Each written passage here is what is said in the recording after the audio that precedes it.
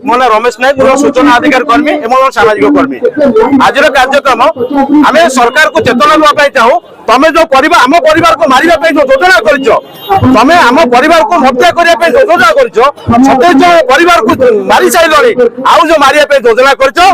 निवृत्त रुह ये सरकार आम नवेदन करुचु नितिन गडकरी पाखु ये मेसेज जाऊ आम परिवार को सुरक्षा देवा दायित्व मान आम ये जो कंट्राक्टर आसी ये कंट्राक्टर ये काम करूनी आमको आम मन को हृदय को छुचे कथा ये नेता मंत्री मैंने एमएलए एमपी ठारू लांच नौकरी पीसी नौकरी जो ये कंट्राक्टर काम करूनी आम पिला माने रास्तार मरुचंती आम परिवार भासी जाउछ आज आज छोटिया आकार चेतई देवाई चाहूँ आगामी दिन में कम समय मध्य जदि ये सरकार जदि ये नेता मंत्री दलाल नेता मंत्री मान जो मान को आम भोट देचु जो मान को नेता कर मंत्री कर